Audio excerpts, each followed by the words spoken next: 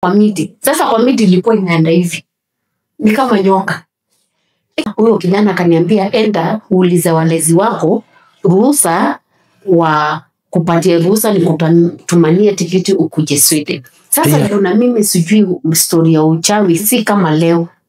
Mie leo naelewa kila kitu. Sasa nikaenda nikaita wale mango wakapi watatu kakaisha chini. Ale nikaona menye kwe kindu kithia na mbere ni angos. Maumire gicagi makithi mocarĩ kũnjetha no amerite nĩnguĩte. Sasa kizungumkuti ilianza hapa tukakaa. Sasa hapa kwa Andi ndio sasa uchawi ilifanyika vizuri, akapanda chance sasa ya kunimaliza mimi. Ati kwamba pesa yangu sindilia na suruali siliwako kwa bodo yangu kirotuko ngekora maguru mahano uho na gewa baridi in my private. No wakati alifanya vile alifanya hakunirepu ile ya kuingia ndani. Ye alichezea hapa juu akajabia wapi? Ile inanishinda ni convenant alikuwa anafanya ama nini? Shangwe na mtu. Okay. In short, for 7 years. For 7 years mimi masadate. Tako ile mwero witu o haria hothe utwiragira uri nyumu ya bururi ona nyumu thina wa bururi witu ngamwira ni tumwendete muno arataito me kuria Germany adwa UK aria me kuria California thini wa USA arataito wa Baba Jeff inyuothe Mr Jenga tukamucokeria ngatho nyingi muno nogo mutukinyagia na thimu inyuothe mwi haria wo mundu ari akinyirwo ni ngatho na ngethi citu ona nyume kuria Arabic countries tukamwira tumwendete muno na tukamucokeria ngatho nyingi muno gucagura tena na Steve Sanchez ona arataito ona nyume turoragia mwithini wa bũrũri witu wa Kenya tukamwira tumwendete muno na iko hau na ndira subscribe thini wa channel ino ya Steve kuria na gitio itikira tu subscribe no hinya notification bell niguo tu upload video njeru tiga gukinya na ihenya. Umuthi mugeni witu aimete kuria Makueni County itagwo itura ririku? Ngetagwo Veronica Musyoki. Veronica Musyoki. Itura ria kuritagwo atia? County Village, Nungune Division, Nungune Location, Kilome Division. Kilome Division. Yes. Na Veronica ni umwe wa andu aria magerete maruo maingi thiini wa muturire wao. Inyuĩ mugaga gũtirĩ ũrogi na ithuĩ tũiguaga ĩna andũ na kũu nja. Rĩu ũmwe mũgereire maũndũ-inĩ macio twĩnake thĩinĩ wa studio citũ toguo no ngũrie na gĩtĩo ũikare hau tũthikĩrĩrie rũgano rwake nginya rũtuĩke rwa kũrĩka ngwĩra gũthikĩrĩria nĩ kũhega na nĩ kũmenya maingĩ ũikare o hau na ndũkaime hau na Ngai nĩ gũkũrathima nĩguo tũigue rũgano rwa mũtumia ũyũ nginya rũtuĩke rwa kũrĩka tumenye macio ahĩtũkĩire nĩ marĩkũ. Karibuni sana. Karibu sana thĩinĩ wa Zikun Times. Hamaritwa ni Julia na muthenya umuthi ngumutariria kambuni itu ya Zikun kiria tumurehagira dawa muthemba wa supplement iria ni kuma mutwe nginya kara ga kuguru. Koguo karibuni sana. Thĩinĩ wa Zikun twina dawa mithemba mingi supplement imwe ciacio ni cia boost immunity na detox mwiri waku.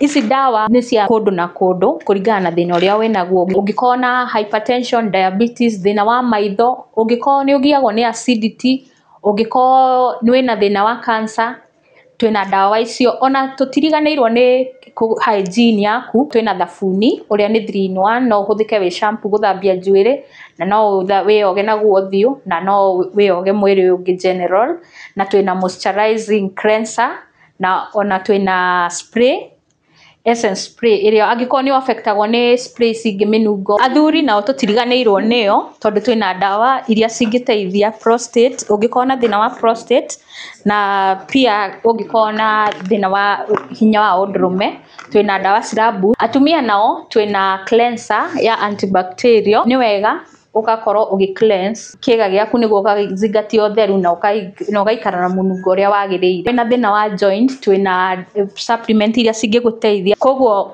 icio nicio dawa iria tukorwo nacio. Ungikorwo wi hau na no ubatare dawa ici citu uria tugire ni cia ndagweta o imwe ciacio no dawa ici citu ni cia kuma mutwe nginya kara ga kuguru. Undu uria ungikorwo ugiguthinia ndukaigue wina ihoru utuike wa gutu contact namba citu nicio 0704834974 watuike wa kuhura namba iyo nicigugukinyira na to deliver everywhere in the country Kenya hadu hothe yaruma ni igugukinyira. Halo Nzioki.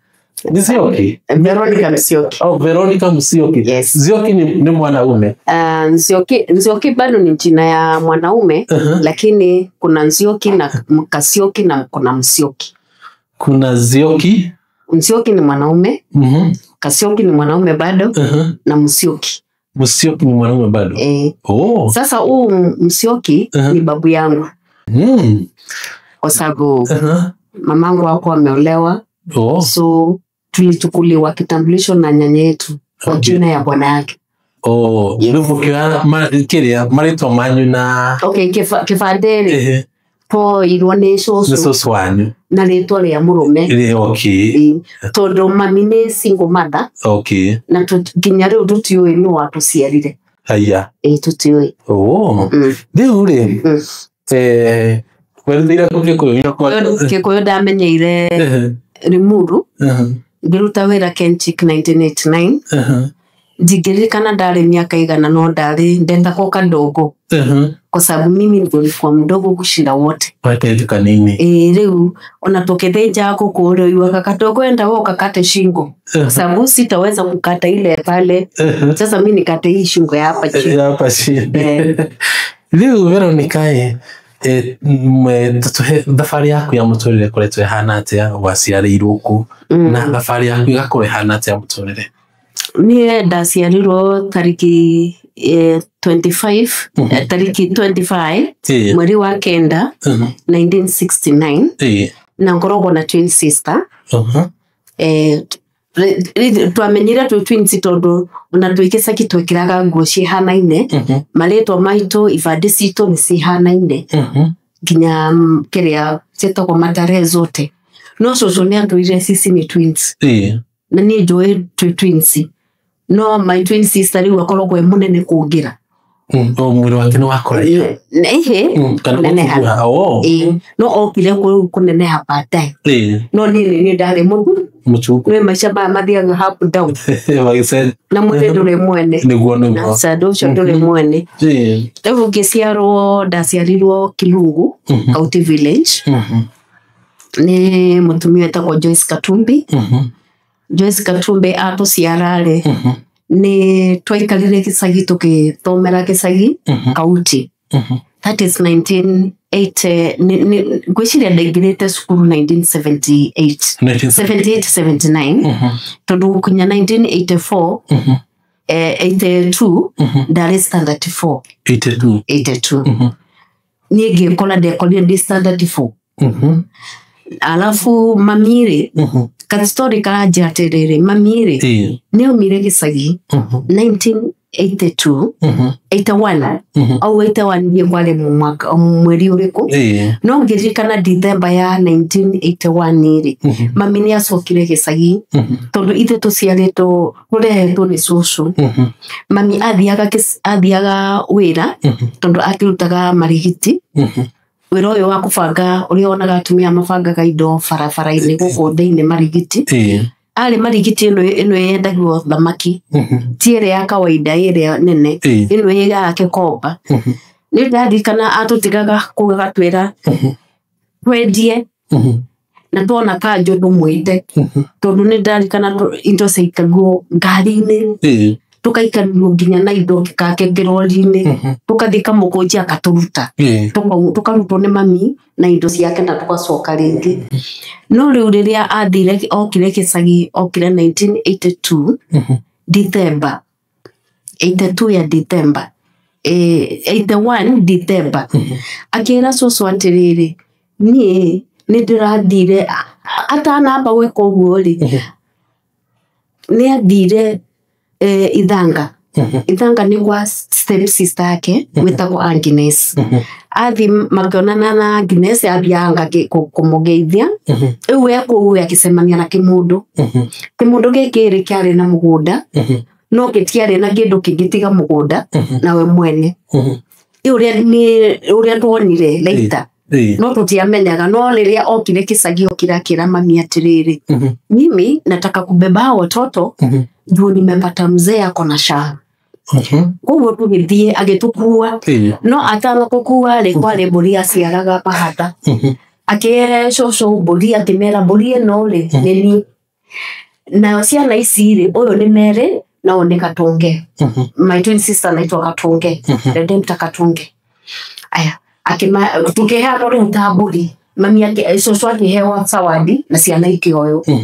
tukigirwo ngari ya nginya Ithanga na ndari kana twegeraga uniform de na my twin sister na ciana ici ingi turi atano twakinya kuria mucie Ithanga ri twakorire nyumba yake to na ile around kuna mti katikati na itangwa Musonge haya leo twakinya twakinyire ta utuko no riu ta rucio ri nigo riu twaikarirwo thi mami agitwira ati kumomo thi uyu ni wothogu anaitwa fulani ndikwenda kumuga tondu ndeto nithiaga muno haya nye tukaikara o mweri ucio ri tondu twari Januari ri tutiakinyire February tukitwarwo cukuru twatwarwo cukuru twatwarirwo cukuru etagwo Kasebe Primary School Kasebe ina ku Ithanga thikũ ici metaga Ngiriria etagwo Ngiriria no tene etagwo kwa Mukobo kulikuwa kunaitwa kwa Mukobo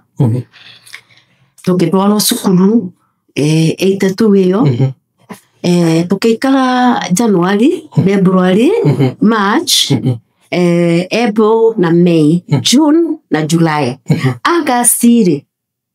August mami agithie kuoya coco coco riu makiuma gicagi moke Ithanga moke mamenye niku muiritu wake wahikire riu mami agithie kwari Sunday ndirikana wega agithie kumoya stage athi kumoya stage iri matiokire direct kwitu mucie tondu kwitu gutire nyumba coco matwarirwo kwa auntie step sister mama sasa olienda kulala huko na ilikuwa on a Sunday so Monday Tuesday kirokole mami akijita Meli unajua kama naitwa Meli na Manshanga twins akijira Meli kuja nikutume kwa yake Imani oka gutume ngore kiremaini Manyata kunaitwa Manyata aya nie githie gita coco kimera nie nderwo atiri tondu coco aito ni eri si riu mutumia urio ciarite mwiri tucio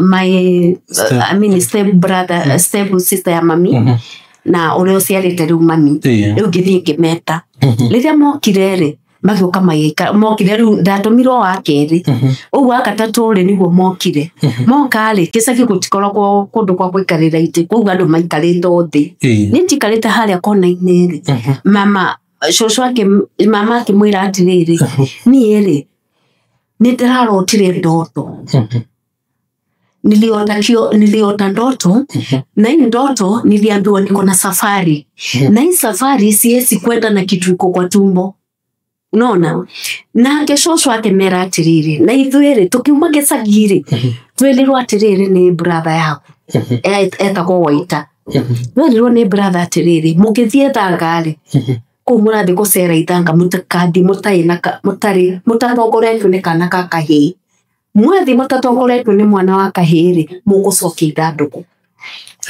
riu no ucio rauga uguo ni coco urera mami nake mami ni amwira uria ekire ate arotire ni amera uria arotire no ikiroko on Thursday mami amukire gwika atia kufuna sijui naitwaje kwa Kiingereza mimba kutoka kumbe hii kitu alikuwa naambiwa iko kwa tumbo ni mimba ilikuwa ya yule mzee bwana yake haya mama asubuhi siakamka hiyo kitu nikiamka nikampata mshosho anamtoa hiyo mtoto hata alizikwa kwa hapo kwa shamba alafu tukakaa hiyo sasa Wednesday Thursday Friday Saturday utukole twekorole taiwe antiriri Mele kuja tulale mami anatuita Mele kuja tulale na wewe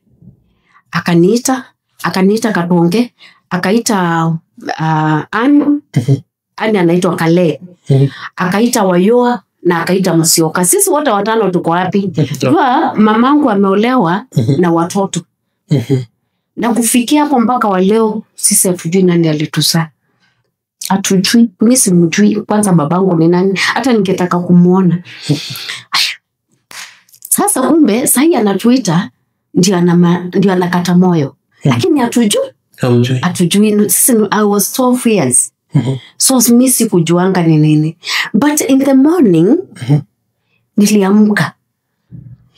Ile unashutukanga tu. Nikaamka nikapanda pale kwa unajua sasa hii nyumba ni msonge hivi, alafu iko na mti katikati kajiko kako pale, kitanda mamiko huko yetu iko huko. Sasa nikapata ile kufungua macho nikaona kashosho. Kuona kashosho nikaangalia nikashindwa huyu ni nani, lakini moto iko moto. Kimoto kikubwa kimewakishwa. Nikaangalia nikaona huyu anaitwa Sylvia. Sylvia ni mama wa neighbor, shosho wa nyumba ya neighbor.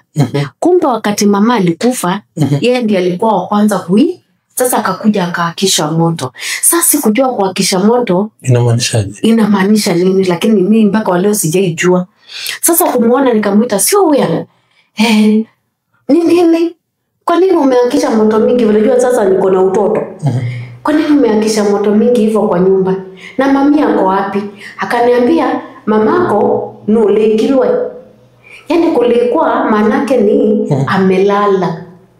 Mimi nisijue kulala ni kukufa. Muthenya mamu wanyu agutuko mamu wanyu mwita mukome hamwe no gwakua. Ni gwakua. Na mutumia gukua atwiroreire ati. Ugu. Ondo ugaga ni muku kana ureciragia ni akone arakona uri ureka. No ni muku. Lewe tukiumba tukaikaranga hau tukiokera kwali Sunday ndarikana ni ndi na habari ni tondu ndi mundu wa kanitha kuma tene uciaro kathorekire ndiakithie kwithamba maguru njeke ati thie Sunday school.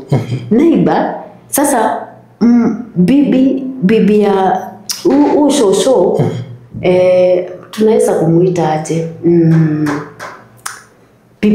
bibi ya mtoto ushosho sasa anaitwa Alice. Alice akaniambia Mele leo uendi Sunday school. Nikamuuliza kwa nini unanikataza kwenda Sunday school? Akaniambia utaenda hiyo ingine. Tusijue mama amekufa. Haya. Sisi tukakaa. Tukatoka sasa na huyo mama tukaenda kwa jirani. Kwenda kwa jirani tunaenda kukunywa uji. Sasa hiyo si ni breakfast. Sasa tukiwa huko mimi na ujinga wangu nikatoka. Kwa sababu sijaamini mama amekufa. Nikatoka nikapata mlango imewekwa konji na nje. Mimi nikatoa konji.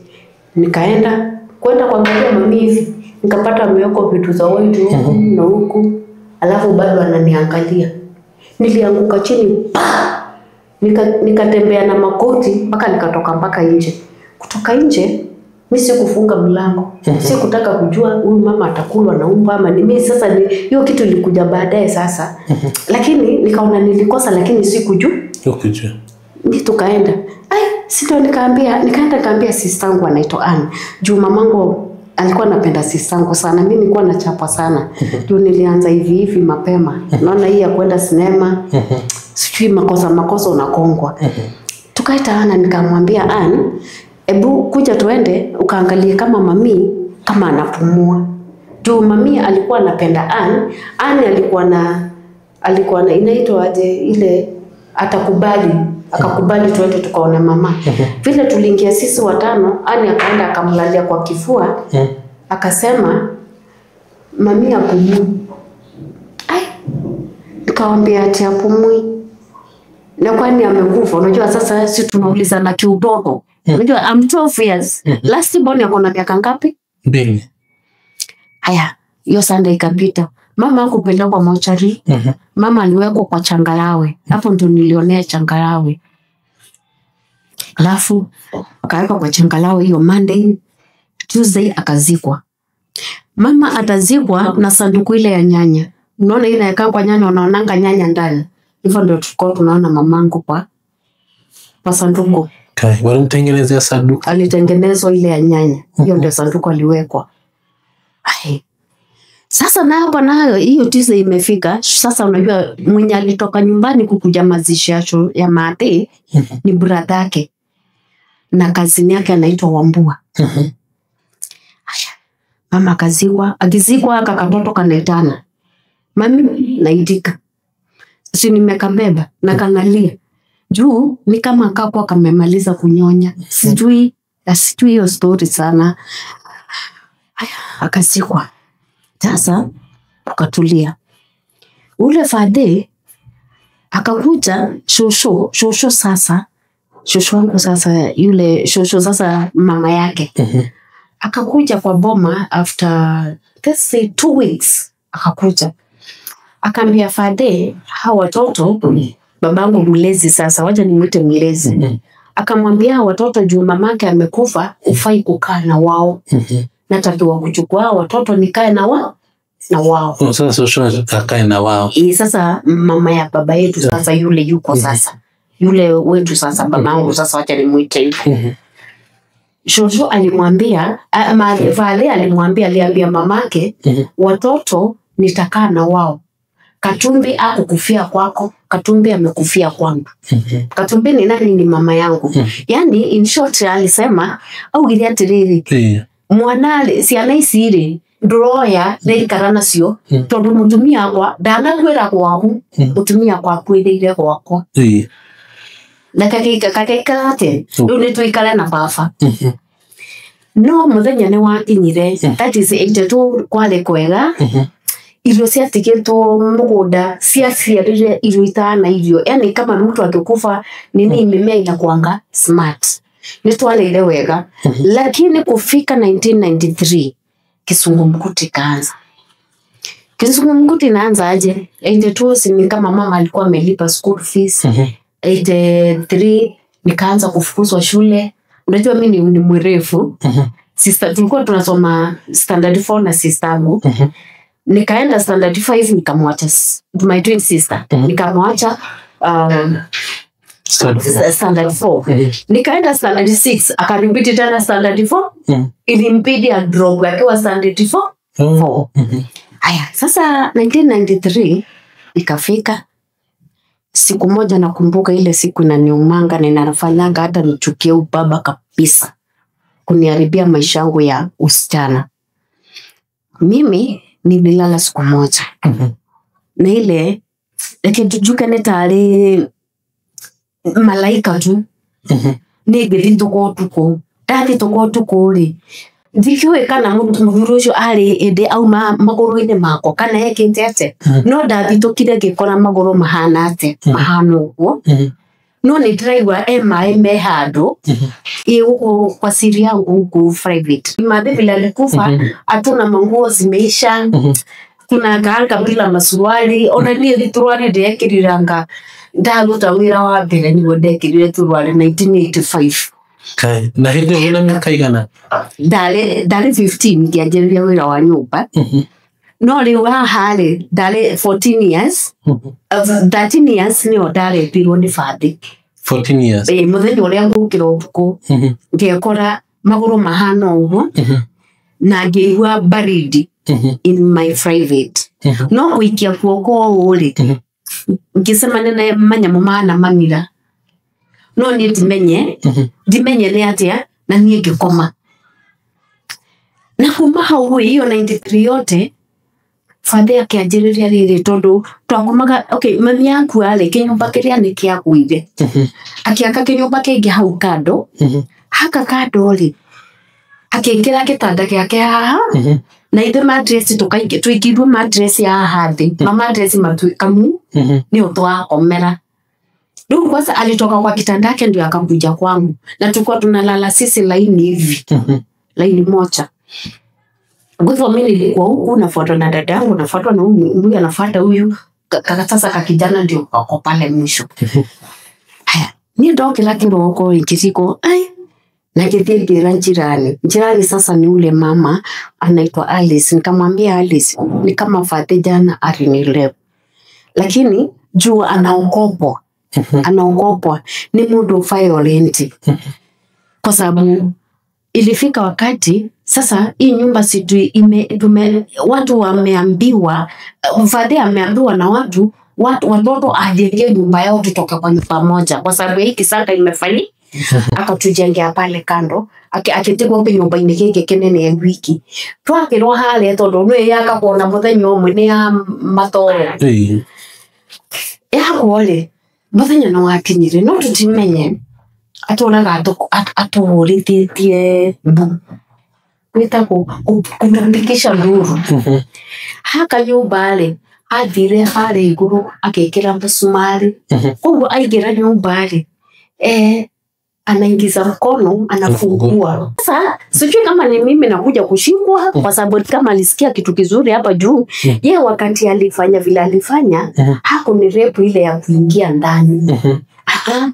Yeye alichezea hapa juu akajabia wapi? Ile inanishinda ni covenant alikuwa anafanya ama ni nini? Maana hiyo kitu alifanya ilifanya mpaka wa leo sijaipata bwana. Na nikipata mwanaume hata tukiongea inakuanga hivi mtu aende kabisa na ukijaribu kulala na yeye hata kurudia tena. Hiyo ni story inafuata baadaye. Nimefanya tu kuingisia hapo. Tukaikana baada amedanya ale tutoleta tubete ndio koroguko au korogoleo. Sasa akiingia kwa nini anafanya nini? Sasa akiingia tunajua tumesikia unaandika nduru. Tukipika nduru jirani wanasikia. Jirani wakisikia wakikuja kutuokoa wanasikia ameongea kwa bomu. Umeelewa? Na kenyo ikaina anakuanga na ile uta ile wakiwile ya wakamba ile anaijua. Sasa akiongea wanarudi. I have a witness of what I'm talking. My neighbor Michael yuko, Wanjiru yuko ndio neighbor kwetu nyumbani. Hapo Wanjiru ananijua vizuri sana na anajua hii kisa yote. Ajua nilisema hata kama itafikia tuende kwa koti au ndio watakuwa witness yao bora wako hai. Alisi alikufa. Haya, akatufikisha nduru. Sasa siku ilifika ile siku mnasikianga ya Mungu ilifika ama ya mwizi ya 40. Sisi tumeenda tukalala. Sisi tukienda kulala tuliacha fadhi amechukua hii ya kwa ita kwa hata leo sio kuruta leo idwele tukiukoma hadi ukoma ali ai utufole dikifika na pale dhasigana lakini kulikuwa na baramwezi na kukiwa na baramwezi unajua ushago kuna kuanga mpaka na hiyo mwangaza kwa nyumba ndio mthanyo usione nikinirigeza tumenye fafa ni woturaga atugeretie bu ni twakomete gitanda kihana uria metheno ihana ngakoma haha na Musyoka na Wayo wakalala kama wameteremka na mimi na my twins tunalala sisi tulikuwa tunakaa mahali pamoja tunalala mahali pamoja. Sasa hiyo siku hapo kuna mahali kuna nafasi tumeweka ile sanduku ya mamangu ya manguo zenye zilibaki na ambapo hizo manguo ndio tuna survive nazo. Ndio nakwambia tu kuanga na suruali. Hata wakati alikuwa anakuja kufanya hiyo maneno alikuwa anajua. Alikuwa anajua kama kitu amefanya. Alimwagano. Ewe. Ni ere. Dia uwe. Tukometele. Kigwa jure harugama. Ile kitu inaniamshanga imeniamsha. Leo wacha niseme ni malaika wangu tu. Imeniamsha. Kigwa jure harugama. Na ngema sister ale akijira atireli mele wacha niangalilie niende Lungojo. Sasa si amefungua mlango sasa atoke nje kadokea akienda kukojoa na mimi niko ndani nikasikia liwele nikaambia kadokea akiwa nje mimi nasikia ni kama kwa nyumba kuna mtu akaniambia hapana ameingilia wapi nikamwambia mimi sijui lakini vile nasikia nywele imesimama yani uoga ingine kuna mtu kwa nyumba. Sasa ndio Katonge alimpigia nduru nje na mimi nikapigia ndani. Fadhili alisimama hivi. Alikuwa ndani ya nyumba? Alisimama na akakuja hapa. Akasimama kauliza wale watasikia mkipika nduru. Watasema mnapika nduru ya nini? Nikamuuliza mimi na ujinga wangu, wewe ulikuwa unakuja huku kwetu kufanya nini? Akasema niageukae bukaka kwa yake dhahani dute atengeneze uke. Sasa mimi sijui kizungumkuti liingilia wapi hapo. Sasa sema tuambie hivyo, na alikuwa amevaa nini t-shirt ya mamangu iko na manenze. Manenze ni imekatakatwa hivi, yani ukifanya hivi nafanya hivi. Hiyo ndiyo alikuwa amevaa.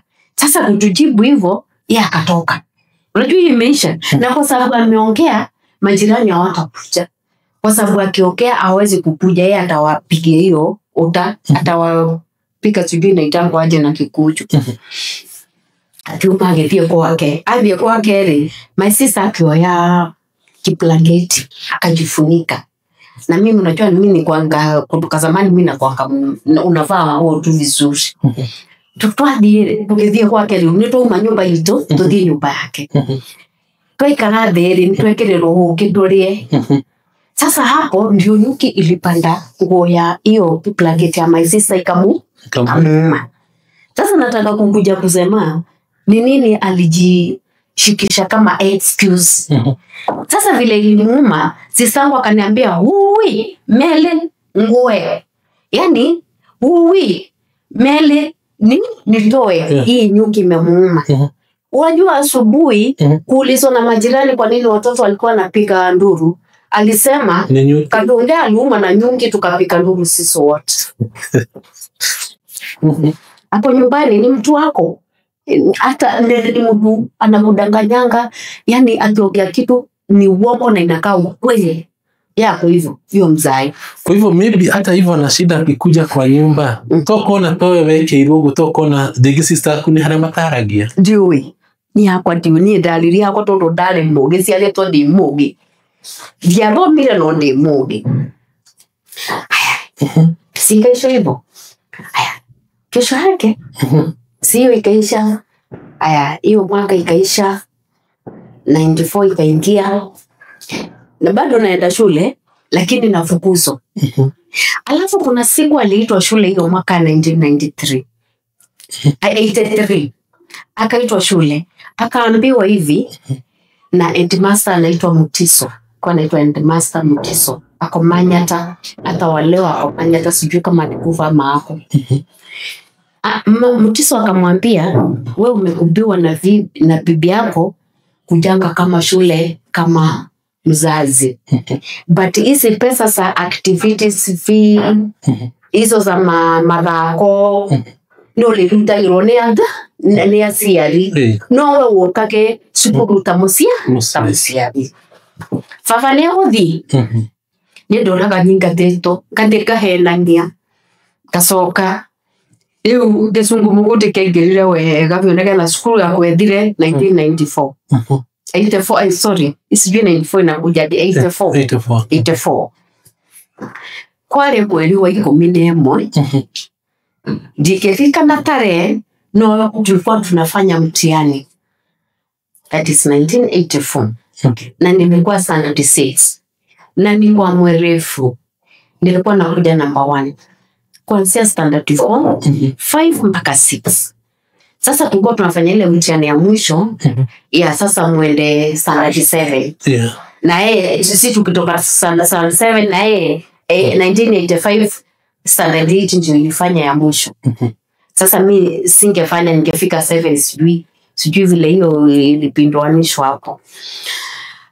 Mimi nikaenda shule kama kawaida, nikaingia kwa class. Mwalimu akakuja akaniuliza kwa nini babako hakujangi shule. Nikamwambia mimi naendanga na simpatangi. Mimi nikafukuzwa. Kufika Manyata nikakaa kidogo, alafu nikarudi tena shule. Nikaenda nikadanganya mwalimu, mimi sijamuona babangu, nilipata amepeleka mtoto wetu mdogo hospitali. Unajua sasa nimedanganya. Mwalimu alichukua mfuko hivi akaniambia, alitupa hivi nje kwa gate pale. Kutoka kwa klasi nje. Enda nyumbani na siku ile babako atasikia atakuja shule kama mzazi, ndio utakuja shule. Hivyo ndio shule yangu ilisha. Hiyo ni mwezi wa 11, si ndio tunafanyanga mtihani. Kufika nyumbani mimi nimetoka shule nikapata, unajua dadangu sasa yeye aliacha shule akiwa 1982 akiwa standard 4. Kwa hivyo yeye akaroko kuta dikembeja ni kana ni mama kana ni hata nikole makeke, alafu tuko tunalima, ukikataa kumaliza mahali unalima unakongwa kama umbwa. Na mimi nikiwaambia walime wakatae na wagonga. Yaani paikana gongo, unaona? Sasa si tukafika nyumbani.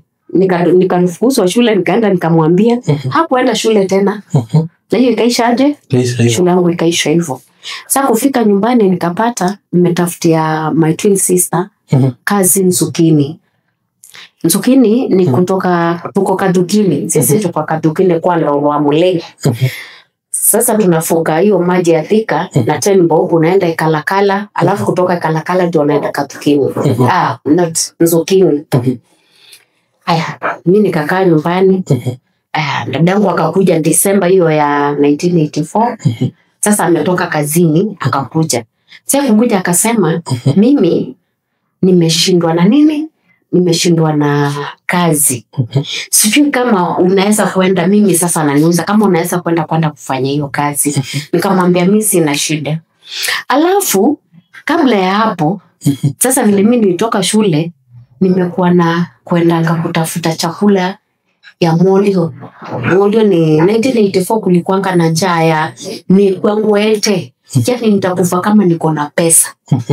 Azin paketi ya unga ilikuwa kutoka 10 bob, but kupata hiyo 10 tana.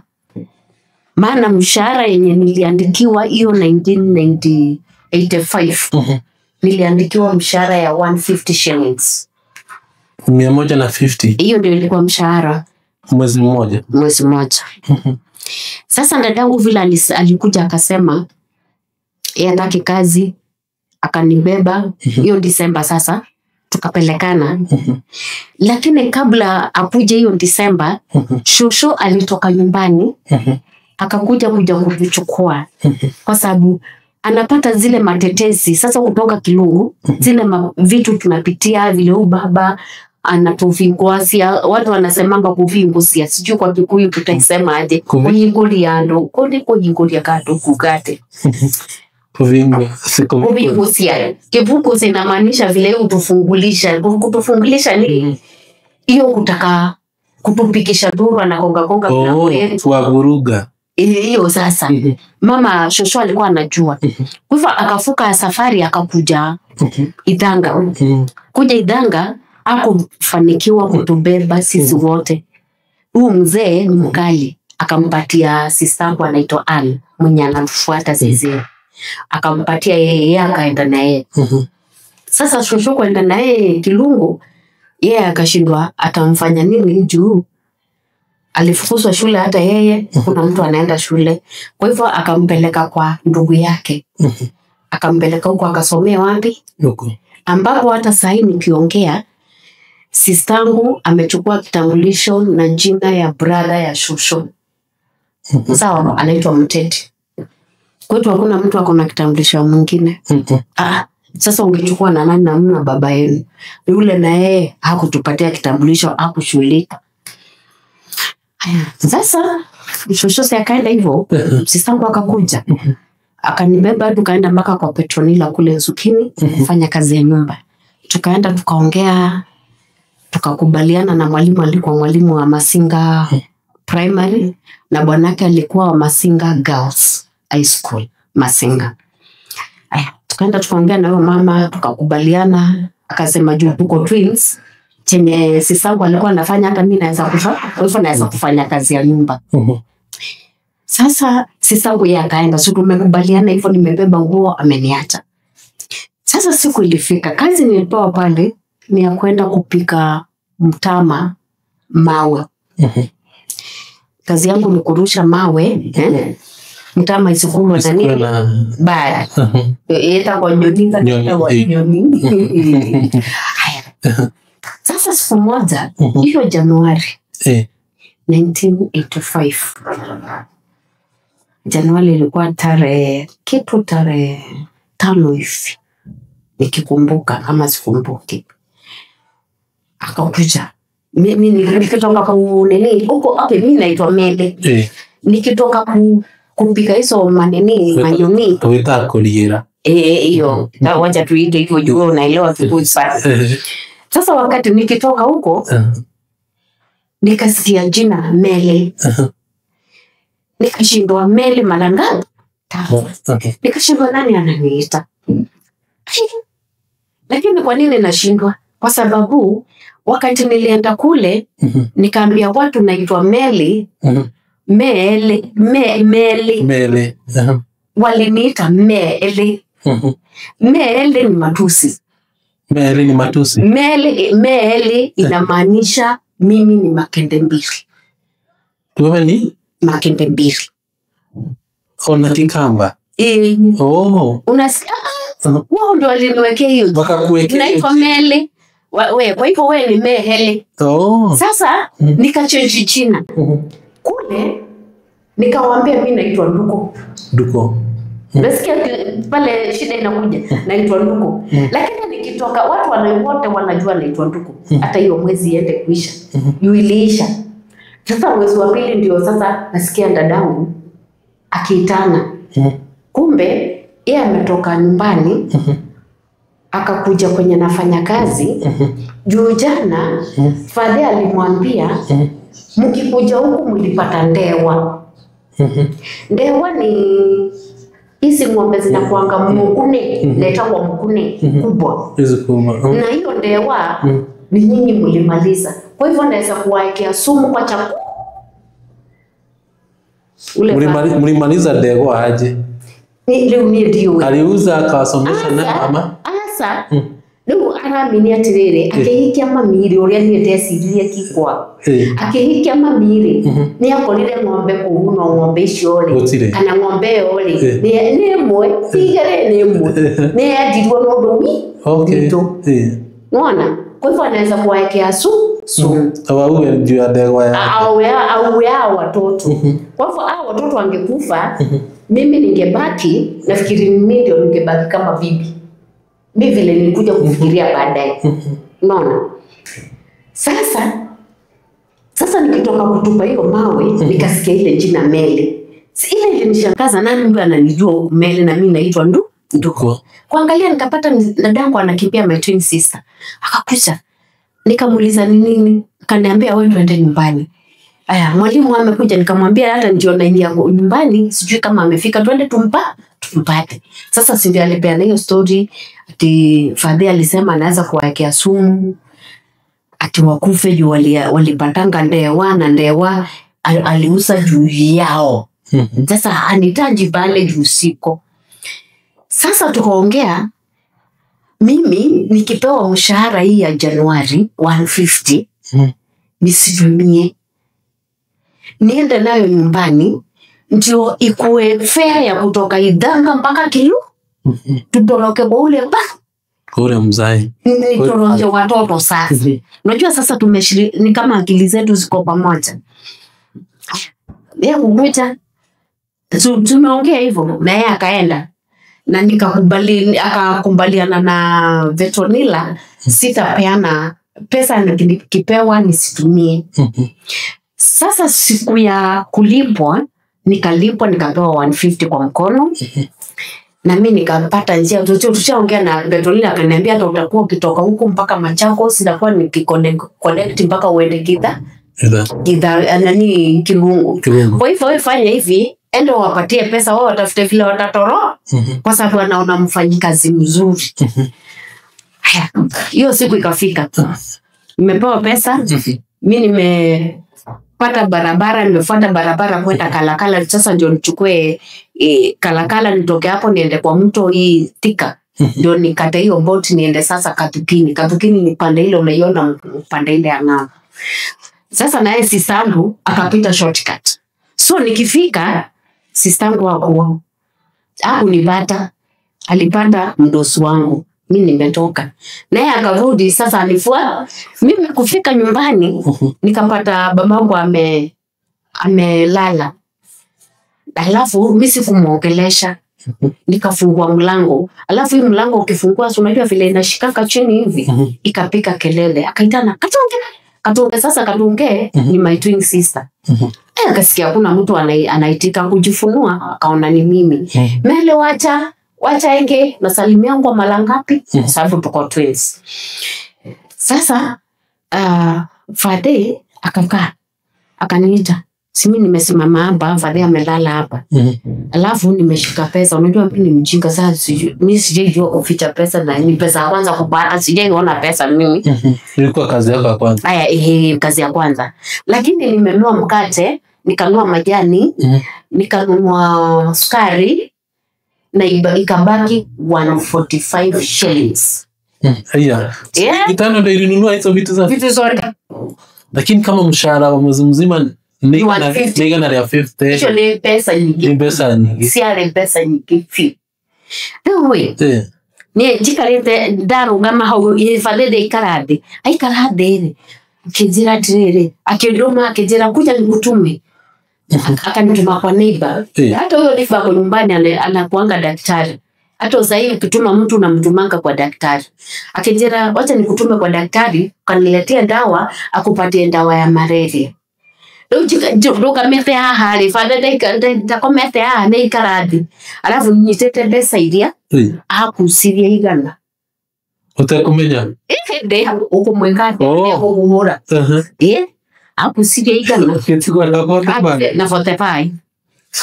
Alafu wewe aro my sister ndakokea kolelele nini anirebi toto ni anjirire tukaneane pesa icio usipatie Fadizo pesa, hiyo pesa ndio tutatoroka nayo tuende kwa shosho.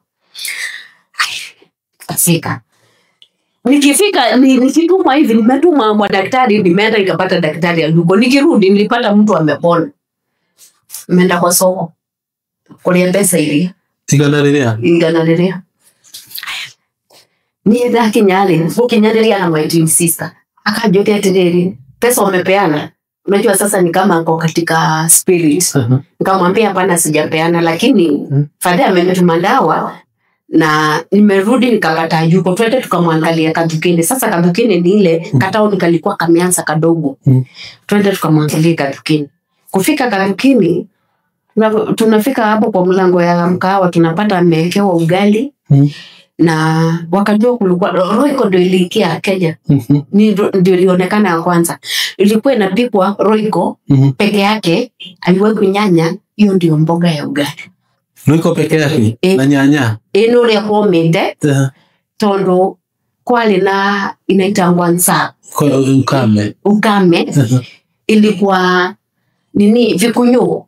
Vikunyo zina nyesa kama mvua. Kwa hivyo kila mahali mmekanyanga ni vikunyo. Ni ongera kweta kwa ni yale ya iteke 1984. Yes, 84. Sasa tukaenda. Siku usimama pale. Unajua mimi namuogopa juu atanichapa. Na siongea nipo kutoka zamani, mimi nitamuongelesha tu vile. Umeona ako pale. Nikaita sister yangu. Unajua tumeenda tukua wakati waini. Sinakwambia sister yangu mwenye anatufuata alienda na shosho December. Kwa hivyo tumebaki waini. Na mnapanga kurani tutatoroka. Sasa nikaambia sister yangu, enda waambie Fade akupatie hiyo pesa nilimpatia, nataka kulipa shule kesha. Sasa kulipia huyu sister yangu anaitwa Boyua. Mwenye anafuata na akakaliwa na 2 years. Kaenda akamwambia, unajua alitoa 70 bob.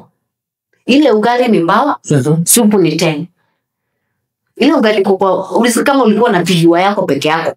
Kwani ugali ilikuwa expensive aje? Hakukuwa na pesa na hakukuwa na chakula, lakini uko na pesa na huna chakula. Gimage fao. Na hedeo. Na ketufu ke uwe. Neikomi. Ogo atigirwa na 30. Kama kulikuwa na any balance, pengine ndiye alikuwa anaenda kukunywa misichu.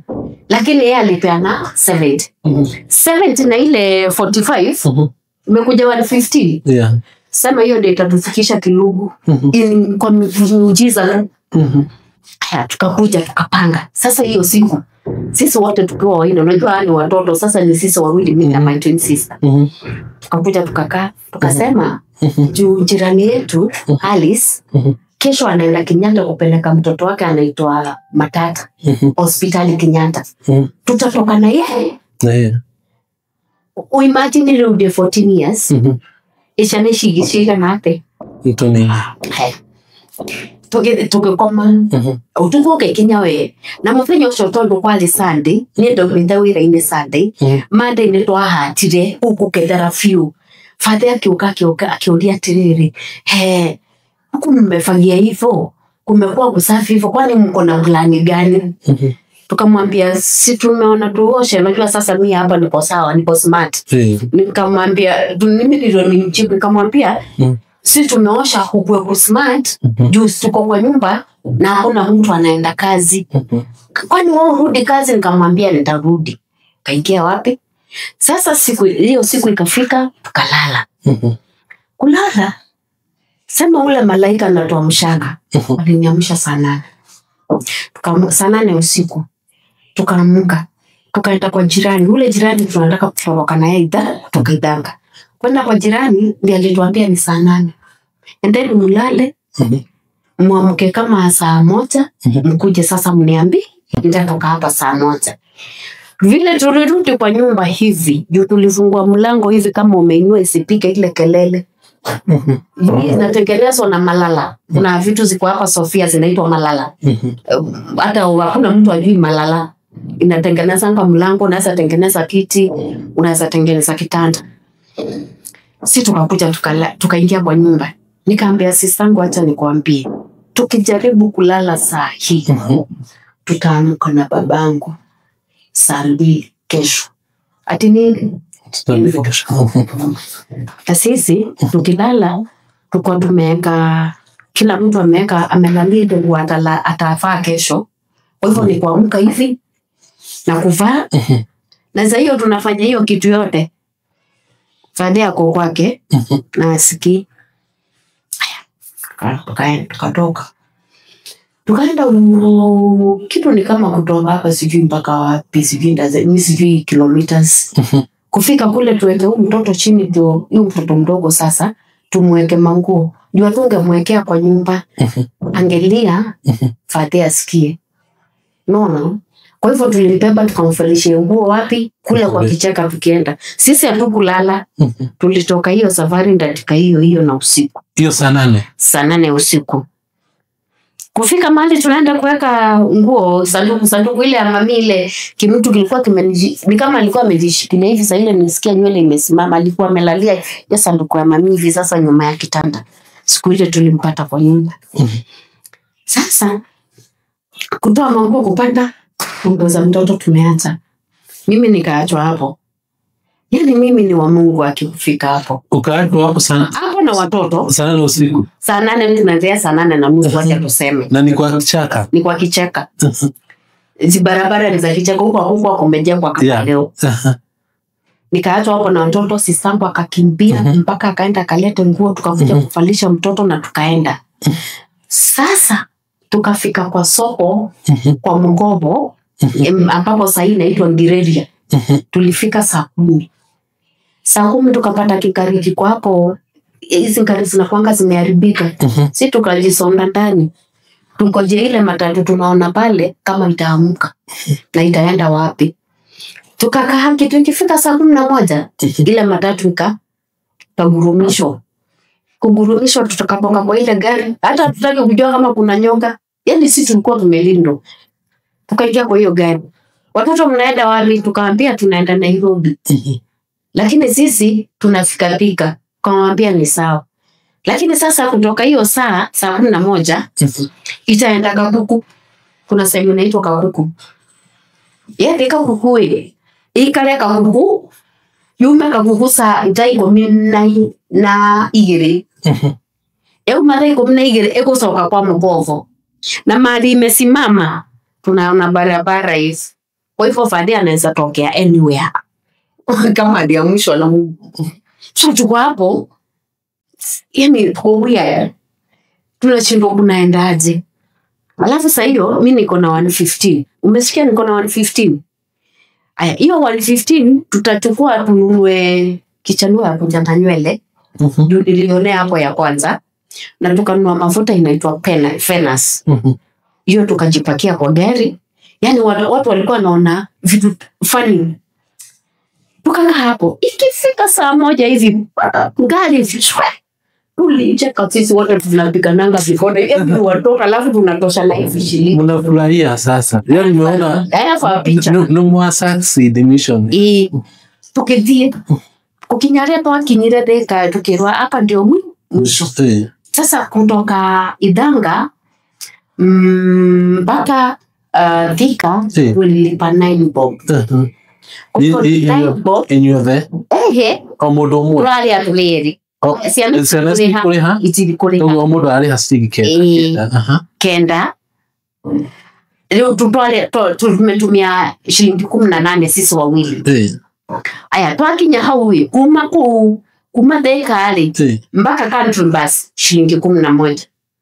Sasa tunatoa kwa ile pesa shilingi 11 kila na hajira ile ni tware mitungo mutungo ndio ndio mbembe ndio gyote hiyo twasiona irako ni tware magora gate mutungo hiyo akigirikana yota kulikana no kiria njui thutha mutherifio from 115 tukikinya country bus ndare na shilingi 50 mbere na thutha. No ni twamenyaga kuma Nguni kutoka country bus mpaka Kirungu 25 shillings. Ogo andwele neke 50. Twakinya country bus ile tukiriko ngari cieko. Ogo arenda atigire cianari twatigire ciana icigire ciere na ithanduku ria mabati ria cuma ria mami. Lego hizo zimekatika katika. Zo tulikuwa tunavaa tu. Na unajua mpaka saa hii hatuna nguo ya ndani.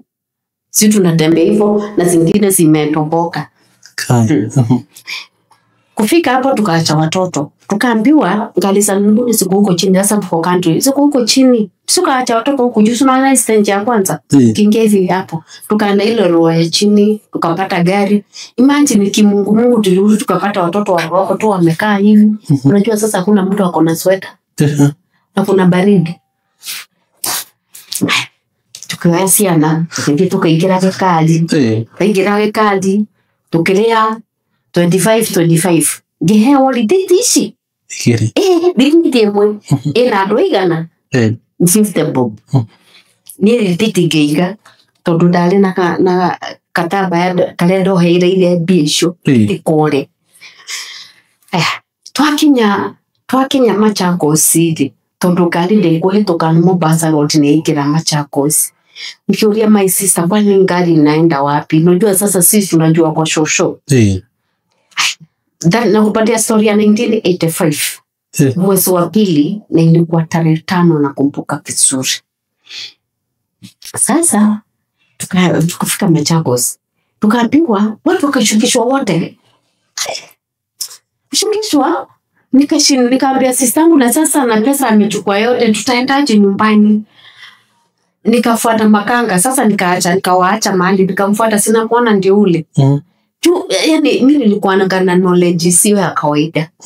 Nikamfikia nikamuuliza juu pesa ulichukua yote sisi tutafikaje Nguni? Akaniuliza mtoto uko na receipt? Nikamwambia iko wapi? Ndio hii. Ingiani kwa ile gari na ukiulizwa pesa oneshana receipt. Tukaingia gari nitureaka kiria turona faka niturehete gari.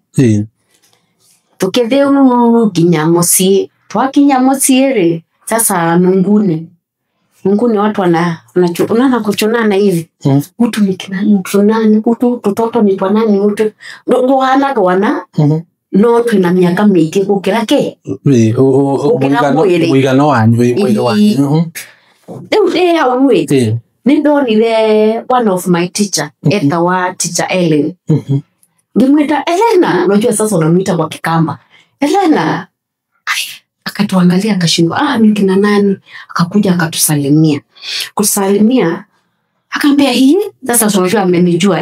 Mele wacha, Katonge wacha. Mumeta ko. Nikawaambia sisi tunatoka Idhanga ndio tumekuja huku kwenye mami alikufia huko, sisi tumetoroka.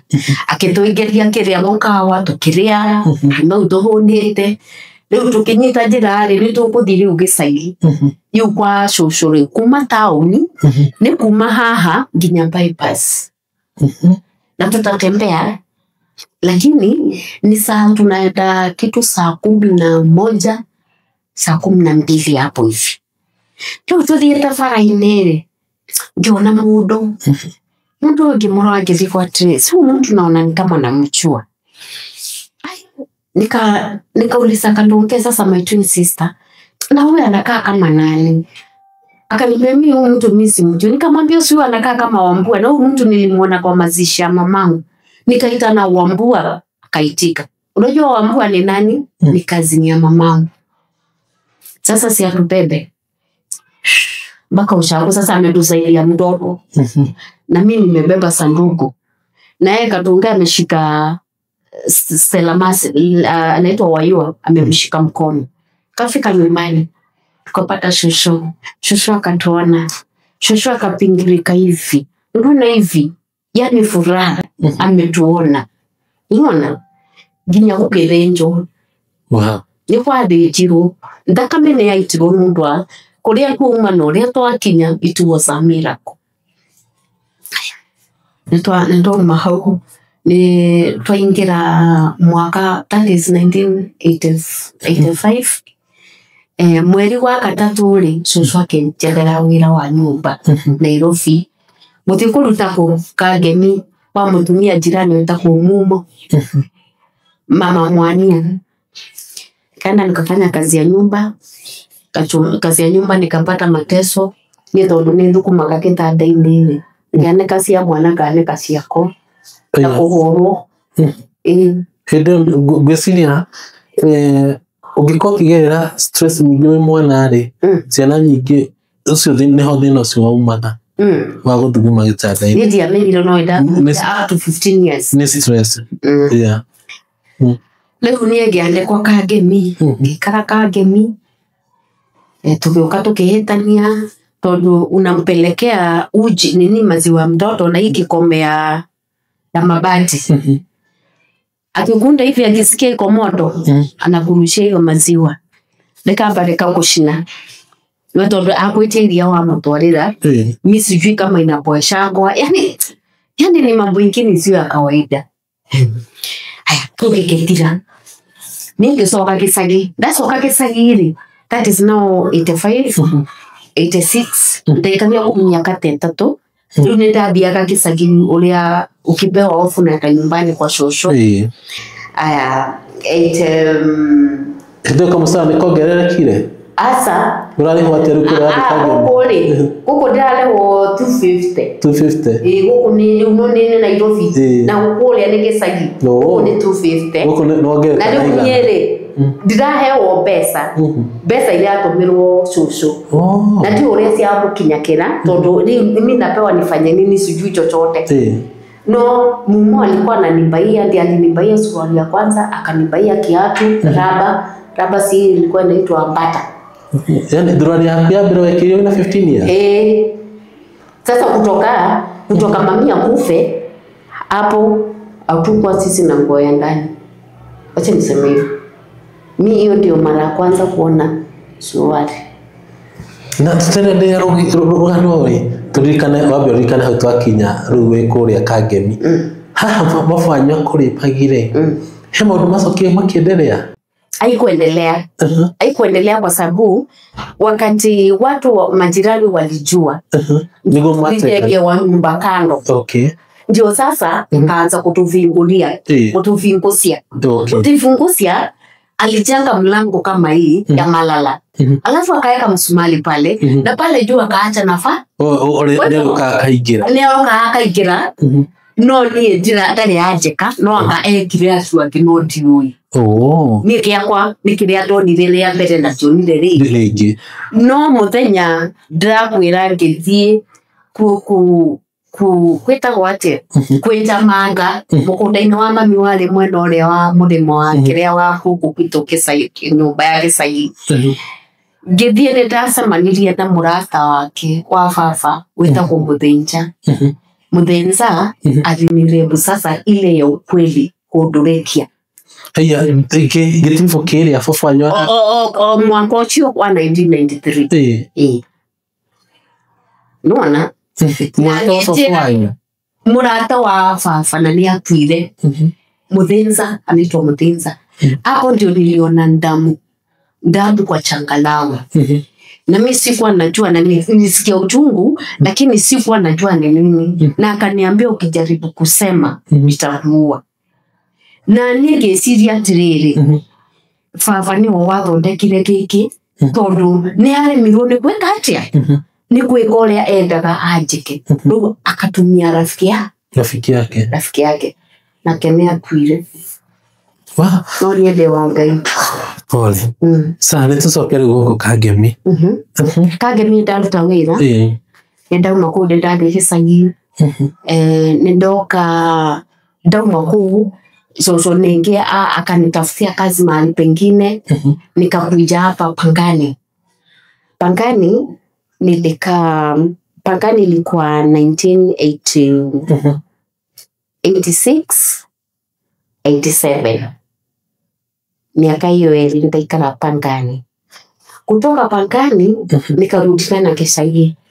Leo nani ndajiriria gucanuka. Leo marafiki unajua mamengi wanamtafutianga. Ndio kagetherwo wira buruburu. Ukabia kuona mahira mai. Wa nyumba yani ni wa nyumba. No besa ita turale wole. Haijafika dao. No urathi ukiongerekaga urathi. No ona ndigirikana katwa hewo bia sigana no ijafika dao. Liria ndokire ngiandikwo buruburu ri kwa bibi ya Mulinge, General Mulinge, bibi yake mdogo anaitangwa Florence. Ndio kangiandikwo. Leo nani ri ndianjiriria kuhewo hofu. Tukathiaga na mamindi. Twathiaga na mamindi ri kati tukakora booth. Watu wanajua booth wa hiyo enji wanajua nini. Sasa ulikuwa unaingia kwa booth unapata ile kitu ya kuangisha hapo unachukua. Ukichukua nasikia, "Hello, poster. Mimi naitwa fulani nikusaidia aje?" Ukiangalia kwa dia na ndo asio. Kwa dia na ndo asio ndio angionela mundu. Ndio no agia mundu. Ndakia mundu. Ndio kia mundu ri. Ndio kwa dia na friend yakwa. Tuti tukacerere mundu. No guthie gwikirwo bedroom maikarite sitting. Haya. Neko kiheo mwana na dimenyi. Ndio wira-ini kwa Florence buruburu. Lakini ndio nilikuja ikamiss. This is 1989. 87 hapa kitu December hapo hivi. Kitu ilifanyikia hapo na Januari hapo. Ndio nilikuja kuzaa mwezi wa 9. Siwe ni ndari wira-ini ri. Florence siku moja akaniambia, "Veronica, mbona hapa panapika hivi?" Nitimenye. Wapi hapo sasa? Mtu akiwa nyumba hapa panakonganga. Mimi sina habari. Nikamuuliza, "Kwani umeona pakipika aje?" Akaniambia, "Bana Vero, kwani uko na mimi?" Lewe, sema kushtuka. Sema nipige matare ya Indiani. Kwa hivyo kumaanisha niko na mimba. Chukua majani. Ndekera papa keti. Kayula gikombe giki. Kasamuki akanywa. Ndute ihuile. Nile kuma. Kuna. Nikasomwana na mimba. Mimi Florence akaona mimba imekuwa kubwa akanifukuza. Sasa na mimi shosho kutoka nyumbani alitoka nyumbani akakuja kwangu. Sasa kijana wake huyu mkubwa sasa alikufanga na Pius. Wanaishi Loleto Convent kwa sababu alikuwa anafanya Loleto Convent. So shosho si hapo huku na mimi naenda kukaa hapo. Siku ikafika ya kujifungua. Sasa hiyo una chochote? Una chochote na una pesa na una nini?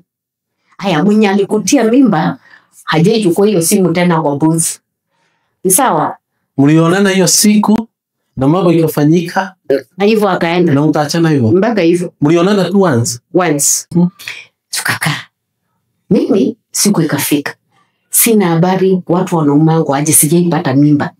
Watu wanaumango aje. Mimi hata onanie daugaga atiriri. Kwenda kwa kwa ule ule akalidio jodu kaimba yule keko. Ni daugaga ni kidogo. Mimi nikaumwa. Shosho akaniambia lala hapa. Mimi akaniwekea mattress hapo chini. Nikalala. Kidogo mtoto ndio huyu anatoka. Ulizalishwa na soso? Soso yako? Hajanisalisha. Mtoto ndio huyu anatoka. Akaenda akaita huyo mtoto wake Pius. Ango sasa akaita Ango, akaita mzee wa my sister. Sisangu twin aliolewa mapema kuliko. Akamuita. Akakuja akaita gari Kenyatta nipeleke Pumwani. Pumwani ulikuwa nalipa shilingi 300. Ukae mwezi, ukae mwaka shilingi 300 peke yake. Kapelekwa Pumwani. Kupelekwa Pumwani kwenda kutolewa mtoto. Mtoto alikufa kitambo. Lakini nikiwa kwa gari, nilisikia kitu kimetoka kama bubu. Nilizaa wapi? Kitu kama bubu na nikasikia nimerelax na ukasikia nasikia niko lakini sijisikii. Lakini kwa mind niko sawa. Lakini ile uchungu ya kumu imekatika. Sasa hiyo kitu imeisha. Lakini nikiingizwa kwa Pumwani wanachukua shuka hivi. Ni kama kaka kitu hivi. Wanafungua hivi nasema hapa hakuna kitu. Hapo hiyo kitu sitasahau. Hapa hakuna kitu. Mimi nisijue ni mtoto aliyekufa. Wakaenda akatoa mtoto. Kaletewa mtoto. Katoa matiti nipatie. Kaenda kumpatia nikaambiwa mtoto ayu. Huyo mtoto alikufia kwa barabara. Nayo mshukuru Mungu Nairobi ilijengwa. Kutoka Kenyatta mpaka Pumwani ilikuwa mao. Mungu ngali ilikuwa inaenda hivi. Haya. Nikaisha hivyo. Ikafika siku ya kutolewa. Kaulizwa mtoto unaenda kuzika? Kawaambia mimi sina uwezo na sisi hatuna shamba. Na mimi ni mtoto wa single mother na naishi na shosho yangu na tuna vile. Mimi nikatoka, mimi peke yangu mtoto akaachwa Pumwani. Ndio nasikianga ndio naenda kusoma na watu huko university. Ikaisha hivyo. Hiyo ni 89. Hiyo 89 vile nimesaa ilikuwa mwezi wa 9. Alafu hapa kabla nitoke kwa nyumba na ambulance itwe, Ango alikuja. Ango ni brother ya mami mkubwa. Alikuja. Kale. Akijikiria shilingi 10 noti. Ate ukira utwalele mwene muliko uyu. Kuko ndugukwira kuko. Yaani chukua hii pesa upeleke mwenyewe hii mzigo. Hivyo ndiye alisema. Na nikiwa hii 10 yako. Leo unaona nenda umadhifitali. Ndire muhonu. Lakini unajua ni mateso. Atanituma mafuta kutoka Loreto Convent mpaka Hurlingham. Hakuna mtu ajui Hurlingham pale roundabout ukiingia hivi. Ndio uone mochari iko pale. Natuma mafuta hata. Yaani unatembea unasikia ni kama hii kitu inaanguka. Juu hujapona. Yaani uelewi ni nini. Nikapatia Mungu hiyo ikifika mwezi wa 10 shosho akagonjeka. Unajua alitoka ushago akiwa mgonjwa. Ndio nakwambia uchawi iko na kwetu ndio ilimaliza watu wengi. Ni wengi. Shosho aligonjeka akakuwa anapanda na kitu kinambaka kinamnyonga. Kitu kinapanda kinamnyonga. Kumbe ndio nilikuwa ndio kusikia vile wanaendanga Kibira wanapelekanga shosho kwa mganga. Na shosho alisema shida yake si hospitali. Unaona? Hivyo sijui walikaralia hapo unajua mimi sina habari kwa sababu na mimi nimetoka kwa kuzaa na sielewi nini inaendelea, lakini mimi nalalanga kwa hapo kama matesi kadogo hapo chini na shosho kwa mtoto wake. Alipelekwa Kenyatta, alikufia kwa mlango akiingizwa hospitali. Kwa sababu alisema asije akapelekwa hospitali. nataka uniambie hiyo ni nini. Huyo alienda hivyo. Alienda hivyo. Sasa tukawachwa, hatuna mtu wa kutuangalia. Nyumbani, tukienda nyumbani sasa mpaka tuanze kwenda kwa auntie. Sasa hapa kwa auntie ndio sasa uchawi ilifanyika vizuri, akapata chance sasa ya kunimaliza mimi. Unaona? Mimi sikujua. Nimekwambia niko Catholic, naendanga Sunday school, sijuangi kuna uchawi, sikujua. Sikujua ukipatia mtu pesa ni vibaya. Lakini kabla hiyo mambo nilikuja kujua baadaye. Ati kwamba pesa yangu na kitu inaitwa sindilia na suruali siliwako kwa Muthumbi. Muthumbi ni nini? Muthumbi ni kuna kimunyama kakini kikunyo kiria kinene kitako kanyinya inakuanga na ngorofa hivi. Unakaona hiyo ndio iliwekwa kwa hiyo Muthumbi, na hiyo Muthumbi inakuanga na hiyo kikitu na kwa mkichimba sana unaipatanga huko chini. Nafikiri Kikuyu anaweza kuwa anaelewa. Kuita githwa. Ni githwa. Ndio siakwa sikirwa. Sasa hapo ndio sasa kinyitithanio na thuruari na idiria. Sikirwa hau. Ngoka kumenya ate ni kutembea. Sasa nilikuja kujua baadaye, but it was too late. Ati nyota yangu iliharibiwa mapema na sikujua. Sasa shosho amekufa. Shosho kukufa, tukakuwa sasa tunaendanga kwa auntie.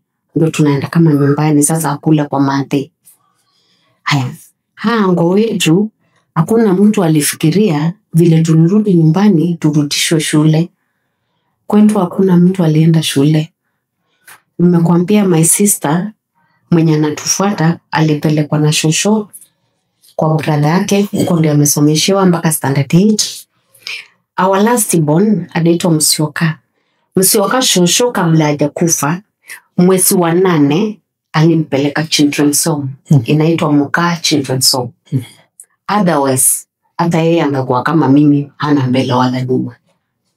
Yakabatikia wapi? Hapo. Akasomea children's home, akamaliza 8, akaenda secondary akaitwa Chogoria. Akatolewa hapo akapelekwa engineering na driving. Sasa anafanya kazi Thika driver. No. Aya, hiyo ni Musyoka. Waiwa na yeye akachukuliwa na ngo wetu nyumbani anaitwa Rafaeli. Rafaeli na yeye akamsomesha. Sisi wawili ndio tukupata wa kutupeleka shule tena, na ndio maana hata waleo tunahangaika. Ninyi twins. Sisi twins. Sistangu anafua nguo, anakaanga kwa mawe zingine ziko pale Lang'ata, anangojea kazi aitwa na Woria akafua. Amekwama Kibira, anaishi Kibira. Na yeye akitoka nyumbani alikuwa ameolewa, wakatoka kwa hiyo mboma, akaolewa wengine. Sasa akaolewa mbaya zaidi mshina ya kwanza. Tuseme your twin sister mnateseka like the same. The same. But I'm better because mimi chanuka. In short, mimi chanuka. Hajachanuka kama mimi. Chanuka kiaje? I know how to naweza kutafuta pesa na njia yoyote. Mbora tu kuna mtu na ako hai na si maiti. Kwa ufupi, vile maisha yangu nilikaa iliniweka ungumu. Yani ungumu ya sio kombi jivu. I don't care anything. Anything other nini. Kitu naogopanga ni maiti tu peke yake, vile niliona mamangu niliogopa maiti yote. Rudi kwa story. Shosho akakufa. Nikakuja nikafanya kazi ya mint. Nikatoka hapo, that is 1989, 90 ndio nikakuja auntie, nikakaa na auntie. Auntie akakuja akanifundisha kazi ya kushona. Na bado alikuwa ananipatia kitu kidogo. That is 1990. Sasa 1990 kufika kitu mwezi wa 6, makifukanga vizuri ilikuwa tarehe 25 mwezi wa 6. Nilienda Kenyatta hospitali. nikiwa na shida ya macho aioni TV inachomeka. Hiyo mwaka wa 1990 kwenda Kenyatta. By the way nilikuwa nimeokoka. Nilikuwa nasoma Emmaus Bible School through mtandao kutumiwa hizo vitabu na bahasha through posta. So hiyo siku nilipoenda Kenyatta tukitibiwa, kuna mtu tu alianza kuniongelesha anyhowly. Akanifuata ananisimia macho, misi unajua sasa huko nilitoka. Sasa tukaongea kidogo, akaanza nikisukuma kwa ile meza na yeye ananifuata. Kumbe huyu mwanaume ananitaka. Sasa nataka kuambia uchawi uko real. Na hii kitu nilikuja kuiona baadaye, si kufikirianga juu nilikuwa kwa kanisa. Sasa tukaongea, jamaa akaniambia mimi naitwa Amini Moshi, natoka Tanzania. Na mimi roho yangu inapenda foreigners. Akiwa live foreigners, me I'm free with them. Atoka niambia hapa nitoka hapa niende wapi nitaenda. But Kenyan people, unajua ni watu hawako jeli kabisa. Sasa si tukaongea, akanipatia address na akaniambia mimi naenda Sweden, na nikifika Sweden nitakuandikia na naenda kusoma. Sisi tukaachana na mtu alikuwa amekuja, kumbe na yeye alikuwa amekuja hospitali kuleta rafiki yake alikuwa mgonjwa macho.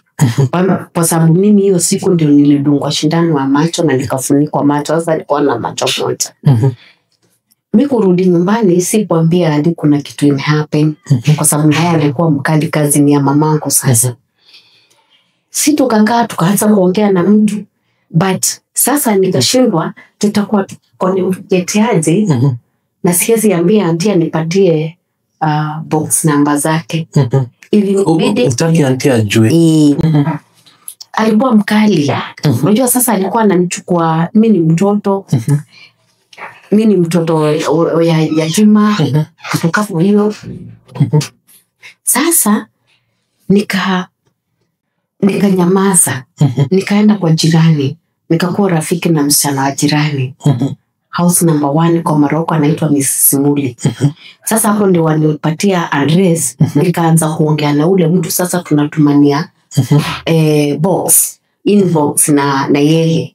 Kwa hivyo barua ikitoka Sweden inapita kwa Miss Simuli, anaenda anachukua ananiletea. Na hii kitu tunaifanya chini ya maji, auntie ajui. Hapo wakati ilifika hiyo 91 tunaongea, 92 tunaongea, nishamtumia picha za kwangu, ashanitumia za kwao, za mamake. Yani hii kitu imekuwa kitu, imebaki tu tukutane tuone. Wewe ndio ingehire fio. Ewe, ni muthenya ugikinya pale 1993. 1993 niguo tokire undu wa mbere. Tuguka Githii Gicagi. Nuri ndaruta wira wa nyumba ogugo kwa tata. Githii Gicagi wale tariki imwe January 1993. Githii Gicagi kawaida twathi ndukaga kwa tata. Nikicoka Nairobi kiingira Nyayo basi ndio kwali Nyayo basi. Kiingira Nyayo basi yaikurukaga thaa 11 Nairobi kuma Nunguni. So hiyo sasa tuko Nunguni, sisi Thanga tulitoka. Kuma Nunguni. Mimi ndaikira gari yehinyiriria nginya, yani kama nilikuwa nimeshikiliwa na makanga. Na gari tukithii Nairobi na tukikinya wega. No riu twi Nairobi ri niguo twaiguire kwi gari yakwa Kaketa. Kaketa ni kutoka Nunguni Kilome alafu Kaketa. Alafu tukiwa Kaketa shule ya bradhangu iko kama sitting room. Shule iko hapo inaitwa Mukaa na ni children's home. Gari yo ni yagwire. Yagware. Niketha menye gwi kindu kithia na mbere. Ni angos. Maumire Gicagi makithi mocarĩ kũnjetha. No amerite nĩ nguĩte. Kai. no amerite ni gwete. Sasa kizungumkuti ilianza hapo. Tukakaa. Sasa unajua sasa hiki tumekuja kujua baadaye. Si kujua pale mwanzo. Mimi niko kwa kanisa sielewi kuna kuanga na uchawi. Kumbe mimi nilisetiwa na sijui. Haya. Tukiitala uko Januari. Mwali wa kenda bandi ni yagwa ni oraka 46 people. Tukiikala Januari. Mweri wake ilikuwa Januari. Mweri wa kenda tariki 5 mweri wa kenda.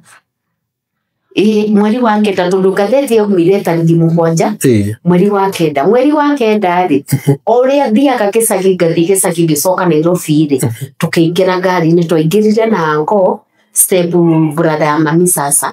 Huyu anaitwa John. Nie na twale tuingire nie brother yake Munga na kana. Tukianguire tuliacho. Anai. Tukitie gari ikiuma na nguni. Ikikoroka kilomo kufika Kaketa haikupika kona. Kuna kona iko hivi. Haikupika iliingia kwa miti. Sasa kwa miti ilikuwa inaenda hivi. Ni kama nyoka. Ikitie kwa ya kwali ya kwelele itakuwa tenya mweno ya itagiria mai. Leo ya kuthira itagiria mai, itagiria mai ni reikuruki. Wana. Reikuruka hali gari yake nyiterwo ne pavement. Wana kike inachimba kwa ndani alafu hiki kiukuta kinawejanga kwa hapa round hivi. Hiyo ndio ilishikilia gari. Otherwise, misisi tungeteremka badala ya nini? Kuna hivyo mwandangu. Ni mahali nikikupeleka ndakwambia ni hapa. Sasa ndio yuko kwale. Nikiata yitwa ni pavement ile. Miguu juu, kichwa chini. Kila mtu nywele iko na macho. Nani ndakolete nyitete kafeti ikalenge na fair. Lakini sasa nikasema nikashindwa kumeendaje. Lakini tukiteremka tulianza kusikia nini inanuka crash inanuka. Na watu wakaulizana hiyo ni nini inanuka? Watu wakaanza kusema ni crash. Unajua sasa wenye wanajua nini sielewi. Nukiuka tukiruto. No ene makeganya tondu nieti ahutirwo hando. Ndokire ndemo gimanda usigwo ndiricaine kinya thi. No ndakinya thi ngirigwa atiriri. Nore waroroka niguo gukunena kumuri. Tondu ndangirutire turwari ni ngithuma hau. Kuthuguma niko gwandeithire otherwise.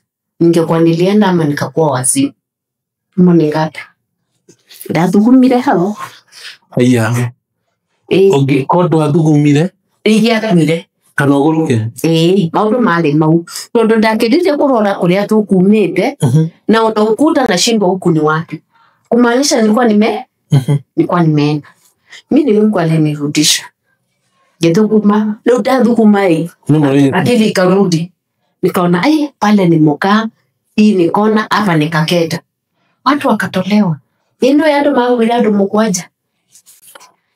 Mugwanja kibono na ndio mbuti hatu tukapelekwa mokaa yote kia watu wakaenda wakadungwa hizo mashindano zinakaa za ng'ombe. Mimi nikakataa, kaambia mimi sitaki kudungwa hiyo shindano.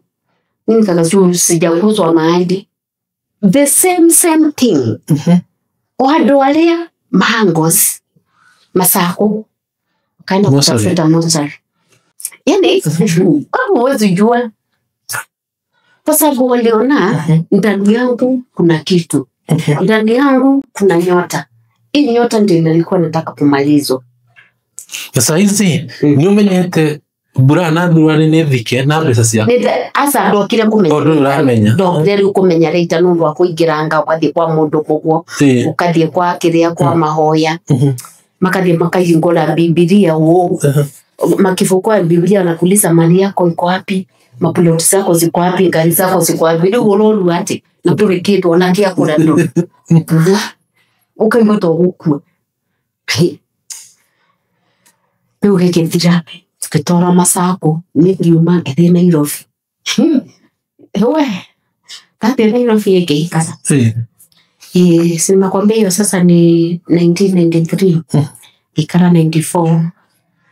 1993 hiyo nguko hali. Still tunaongea na ule mtu wa Sweden. Sasa hapo ndio nilipewa hii Januari hapo katika Januari na mwezi wa kuanguka mwezi wa 9. Ndio sasa nilipewa nini? Ile ruhusa. Huyo kijana akaniambia enda uulize walezi wako ruhusa wa kupatia ruhusa ni kutumania tikiti ukuje Sweden. Dogo ni matire firu ni the Sweden. Niko tie. No alewe. Aliniuliza niulize walezi. Sasa juu na mimi sijui story ya uchawi si kama leo. Mie leo naelewa kila kitu. Sasa nikaenda nikaita wale maango wa kambi 3 nikakaisha chini. Nikawaambia niko na mtu na kulienda hivi na hivi na hivi. Akaniambia wao wana shida. Sasa na mimi ule mama Mrs. Muli tunaongea na yeye, si rafiki yangu. Na ule jamaa alinituma Nyayos.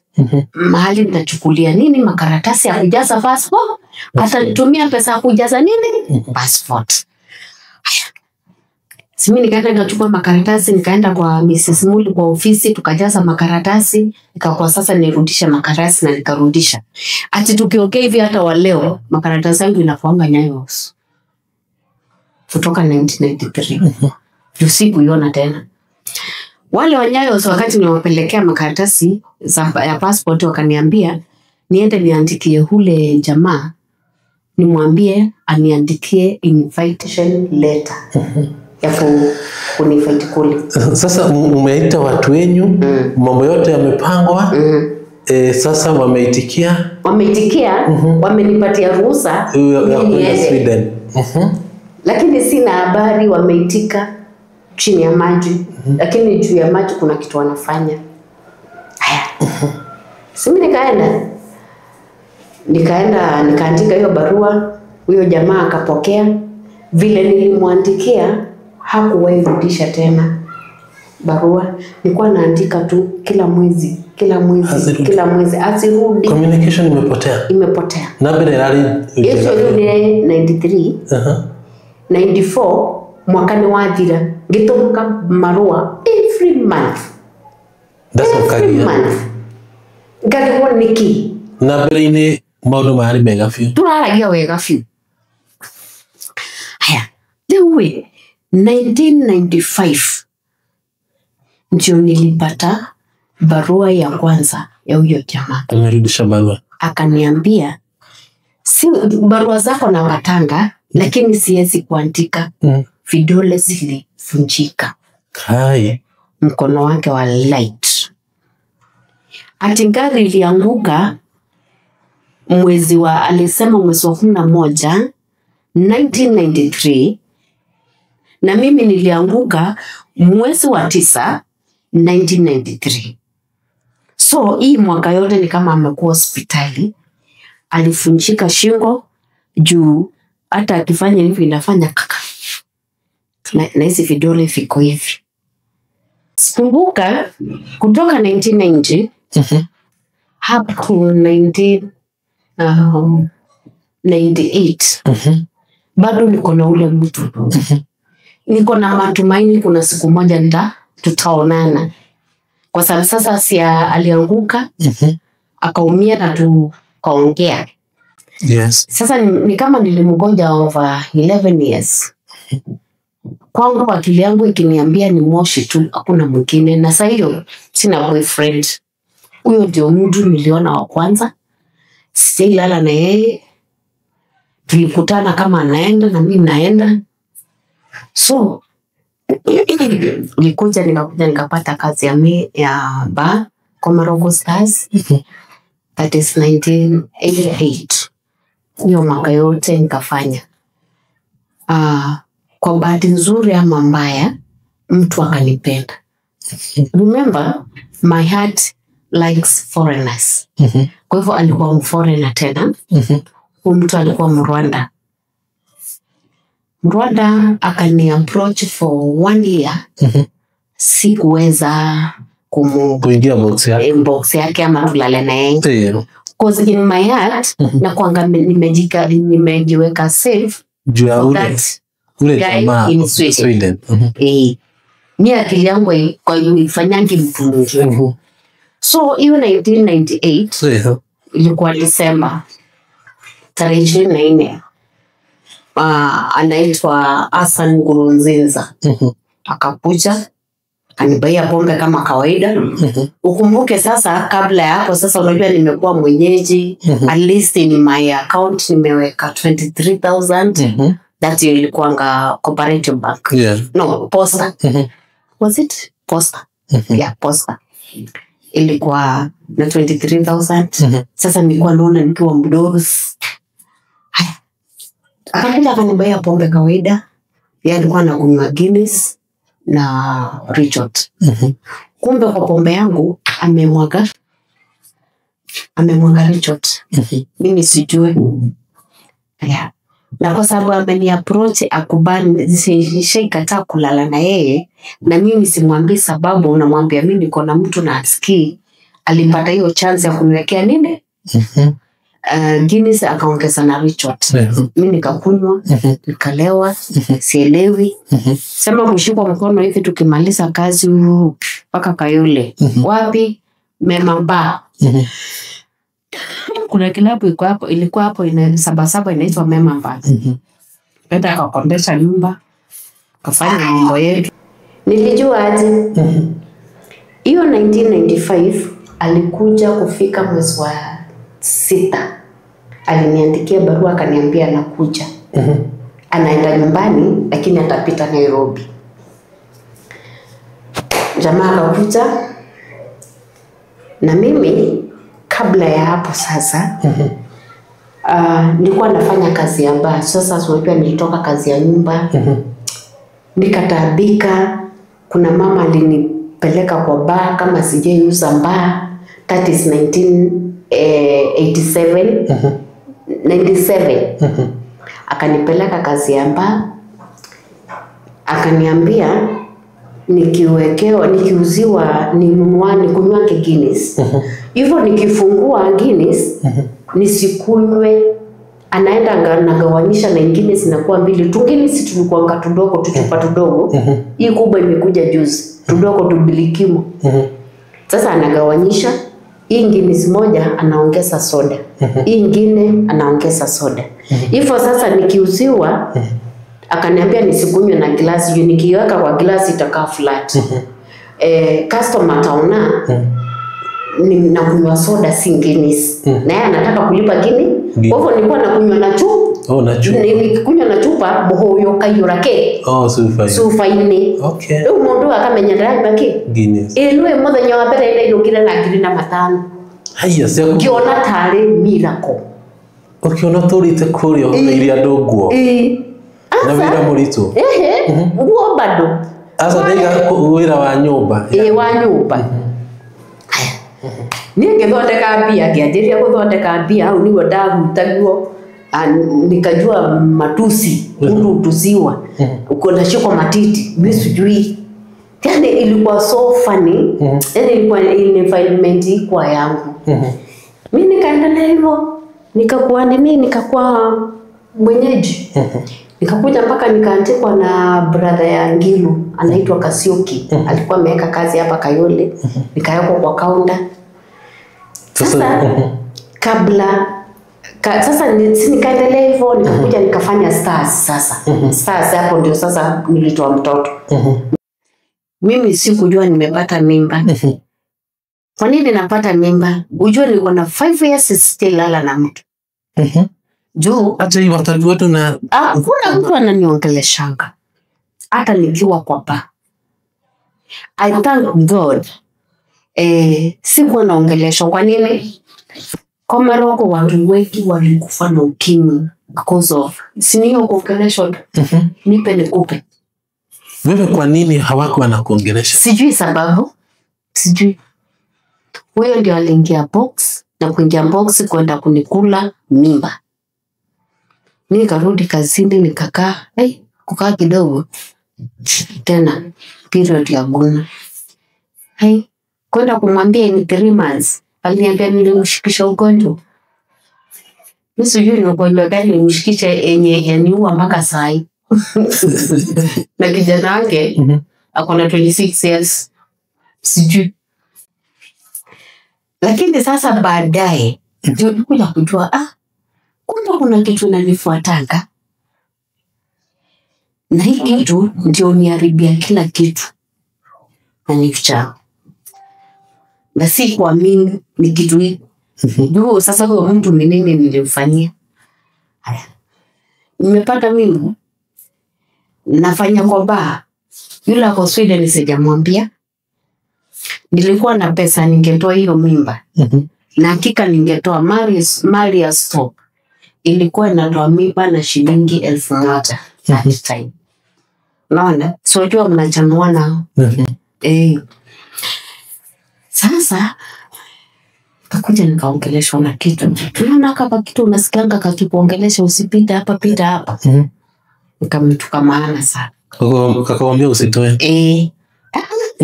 Nikaambiwa utaenda utoe. Sasa tulikuwa tumepanga vile nitaenda kutoa mimba. Nitaenda nitoe hii mimba. Na naweza kuitoa nipote sawa wanaume wote wawili. Hao wawili ni nani? Yule wa Sweden na mwongeleshanga. Na huyu niko na yeye hapa si ni baba Robert wangu sasa. Hajui kama niko na mtu. Nikaambiwa unaweza kutoa wapoteze wote.